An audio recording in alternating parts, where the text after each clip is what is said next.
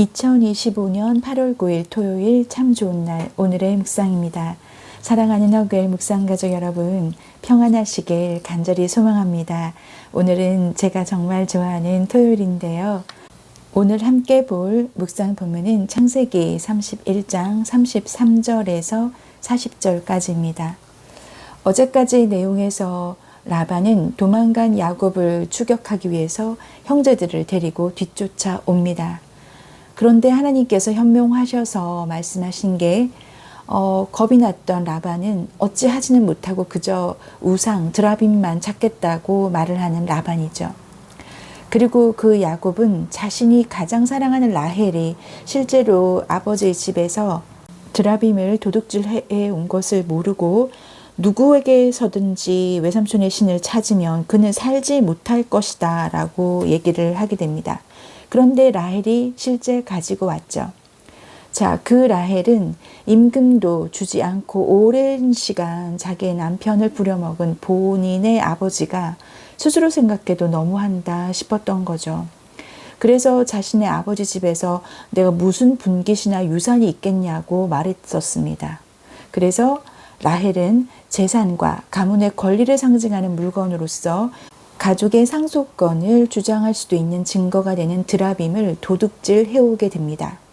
야곱의 장막에도 들어가고 레아의 장막에도 들어가고 두 여종의 장막까지 들어가서 샅샅이 찾고 있는 아버지를 보고 라헬은 아주 기발한 지혜를 내게 되죠. 수색을 피하기 위해서 본인이 생리 중이라고 얘기를 하면서 일어날 수가 없다라고 얘기를 합니다. 구약시대에는 생리 중인 여인과의 접촉뿐만 아니라 그녀가 앉았던 자리도 부정하다고 여겨졌기 때문에 라헬은 이것을 이용해서 라반이 자신이 생리 중이라고 얘기를 하면 조사하지 않을 거라 생각을 했던 거죠. 참으로 기발한 지혜입니다. 정말 부창부수인 것 같아요. 야곱이 기발한 지혜를 내서 양떼를 번식시키는 현명함이나 생리주기라고 하면서 정말 숨김 드라빔을 발견했다면 죽을 수도 있었을 그 위기를 모면한 라헬이나 닮아 있습니다. 만약 그 드라빔이 발견이 되었다면 실제로 라반은 그것을 트집 잡아서 어떻게 했을지도 모르죠. 이미 어제 내용에서 라반은 야곱에게 29절에서 너를 해할 만한 능력이 내 손에 있으나 라고 표현을 했지 않습니까? 그러니 그렇게 위기를 모면한 야곱은 드디어 36절에서 속이 시원하게 자신의 입장을 표명합니다. 그런데 그때 쓰였던 36절에 야곱이 노하여 라반을 책망할세라고 나오는데요. 이때 노하여라는 원어가 하라입니다. 하라는 빨갛게 타다, 열을 내다, 타오르다, 노를 바라다, 매우 진노하다라는 뜻인데요. 자, 이 하라가 쓰였던 다른 본문을 보면 이 노하여가 얼마나 큰 것인지 알 수가 있습니다. 출애굽기 22장 21절에서 24절에 보면 너는 이방 나그네를 압제하지 말며 그들을 학대하지 말라. 너희도 애굽 땅에서 나그네였음이라. 너는 과부나 고아를 해롭게 하지 말라. 내가 만일 그들을 해롭게 함으로 그들이 내게 부르짖으면 내가 반드시 그 부르짖음을 들으리라. 나의 노가 맹렬함으로 내가 칼로 너희를 죽이리니 너희의 아내는 과부가 되고 너희 자녀는 고아가 되리라. 아멘. 방금 읽은 그 내용에서 보면 나의 노가 맹렬함으로 할 때 그 맹렬함으로가 바로 하라입니다. 자, 방금 읽은 내용에서도 알 수 있지만 출애굽기 22장 21절에서 24절인데요. 하나님께서는 정말 이렇게 나의 노가 맹렬함으로라고 얘기할 정도로 과부나 고아를 해롭게 하지 말고 나그네를 압제하지 말라고 얘기를 하십니다. 하나님은 정말 약한 자의 편이시죠. 사람들은 강한 자 앞에서 약하고 약한 자 앞에서 강한 척을 하지만 하나님은 항상 약한 자의 편에서 그를 위한 배려와 돌보심이 더 많으신 사랑이 많은 우리 아버지십니다. 부당한 일을 겪은 야곱의 편에서 꿈에 나타나셔서 보호해 주시고 지혜를 주심으로 위기를 모면하게 해주시는 거죠. 제가 사람으로 인해서 억울한 일을 당했던 적이 있었었는데요. 제가 정말 마음이 너무 무너져서 어떻게 할 수도 없을 만큼 감정이 많이 힘들어 있을 때에 가장 많이 즐겨서 읽고 또 읽으면서 암송하며 마음을 다스렸던 말씀이 있습니다. 바로 여러분들도 많이 좋아하고 계실 텐데요. 시편 118편 5절에서 14절입니다. 내용이 조금 길지만 여러분 제가 오늘 토요일이니까 읽어드리도록 할게요. 내가 고통 중에 여호와께 부르짖었더니 여호와께서 응답하시고 나를 넓은 곳에 세우셨도다. 여호와는 내 편이시라. 내가 두려워하지 아니하리니 사람이 내게 어찌할까.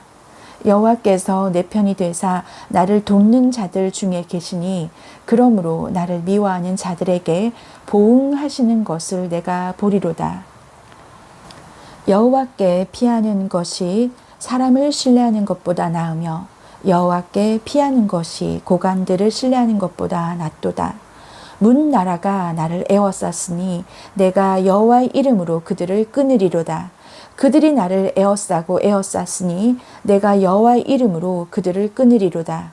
그들이 벌들처럼 나를 에워쌌으나 가시덤불에 불같이 다 없어졌나니 내가 여호와의 이름으로 그들을 끊으리로다. 너는 나를 밀쳐 넘어뜨리려 하였으나 여호와께서는 나를 도우셨도다. 여호와는 나의 능력과 찬송이시요 또 나의 구원이 되셨도다. 아멘. 얼마나 감사하고 얼마나 그 인자하심이 정말 영원한 말씀입니까? 제가 특별히 5절, 6절, 7절을 항상 외웠습니다. 내가 고통 중에 여호와께 부르짖었더니 여호와께서 응답하시고 나를 넓은 곳에 세우셨도다. 여러분, 넓은 곳에 세우셨다라는 건 더 이상 피하지 않아도 되는 넓은 곳, 안전한 곳, 그런 곳에 세우셨다라는 거죠. 너무나 감사하고도 기가 막힌 표현이 여기 있습니다. 여호와는 내 편이시라. 내가 두려워하지 아니하리니 사람이 내게 어찌할까. 여호와께서 내 편이 되사 나를 돕는 자들 중에 계시니 나를 미워하는 자들에게 보응하시는 것을 내가 보리로다. 아멘. 정말 기가 막히고도 아주 속이 시원한 그런 표현입니다. 여러분, 이 말씀 시편 118편 특별히 5절에서 7절까지 혹시나 이 허글 묵상가족 여러분 중에서 사람 때문에 힘들고 그 마음이 너무나 억울한 자들 있으시면 여러분 저처럼 이 말씀을 그냥 10번이고 20번이고 계속 읽어보세요. 118편 자체가 너무나 좋지만 그 중에서 5절에서 7절까지가 정말 외울 만큼 계속해서 외우다 보면 제가 그랬던 것처럼 마음이 너무나 안심이 됩니다. 그렇지. 여호와께서 내 편이시지. 그래서 나를 미워하는 자에게 보응해 주실 거야 라고 하며 위로가 됐던 적이 있습니다. 여러분, 하나님의 돌보심과 배려는 항상 약한 자의 편입니다. 야곱은 특별히 오늘 또 함께 봐야 될 내용이요. 38절에 그 노하여 라반을 책망하면서 본인의 허물이 무엇입니까? 내가 무슨 죄가 있기에 외삼촌께서 내 뒤를 급히 추격하나이까? 라고 하면서 36절부터 정말 야곱이 여태까지 참았던 말을 막 쏟아냅니다. 자, 38절에 내가 이 20년을 외삼촌과 함께 하였거니와 라고 하면서 말한 그 내용 중에서 여러분 20년의 시간 힘들었지만 성장했던 시간이었습니다. 야곱은 20년 동안 라반의 집에서 헌신적으로 일한 거죠. 그 성실함 속에서 야곱은 억울함과 부당함을 너무나 많이 당했습니다. 얼마나 하나님 앞에서 많이 울고 아뢰고 기도했을까요? 베델에서 이미 만나주신 야곱의 하나님께서 야곱의 기도를 듣고 계셨습니다. 그러니 즉각적으로 현몽하셔서 보호하시고 야곱의 편이 되어주셨죠. 우리는 지금 글로 읽으니까 그게 20년이지 그 20년의 시간이 그 세월이 얼마나 지리하고 힘들었겠습니까? 자신도 그 시간 속에서 하나님 앞으로 더 나아갔을 것이고 그 시간들은 스스로를 성장시키고 성숙하게 했던 시간이었을 겁니다. 여러분, 오늘 제가 좋아하는 토요일이라 여러분도 조금 여유를 가지시고 시간이 됐으나 제가 조금 더 할애해서 좋은 글을 읽어드리려고 합니다.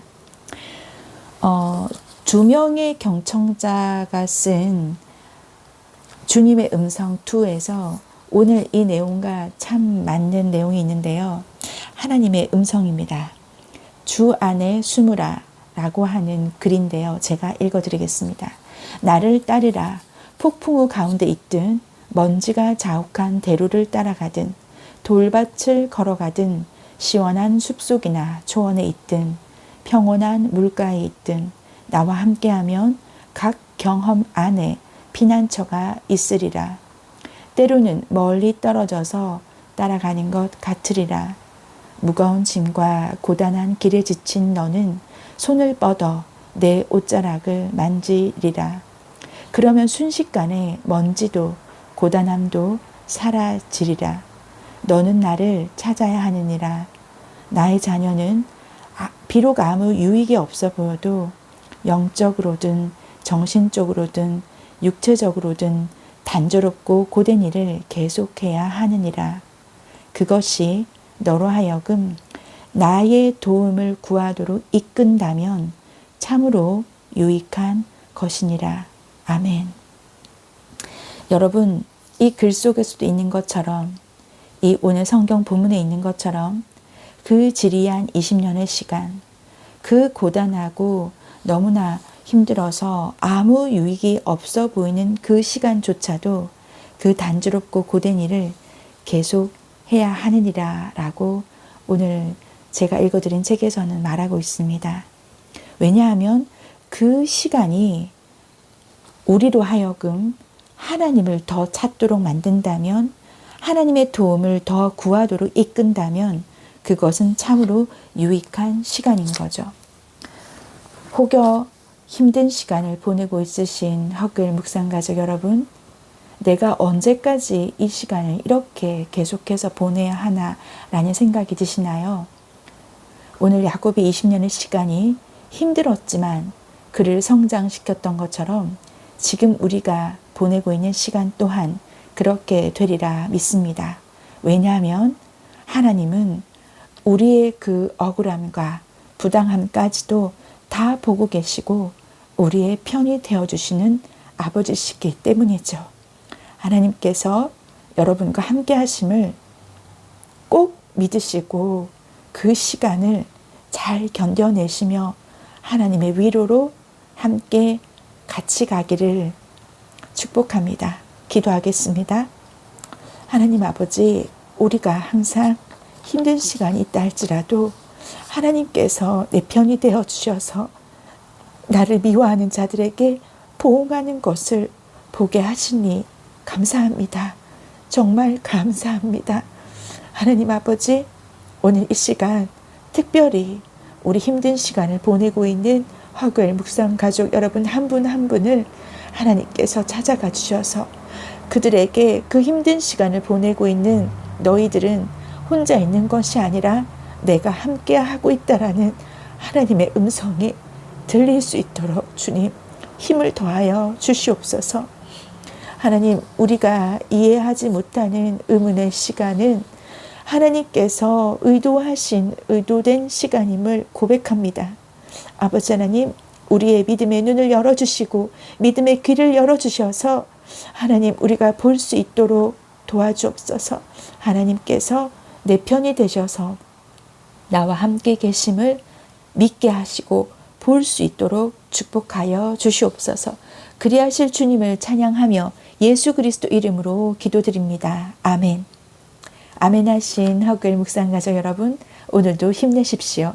하나님께서 여러분의 편이십니다. 오늘도 승리하세요.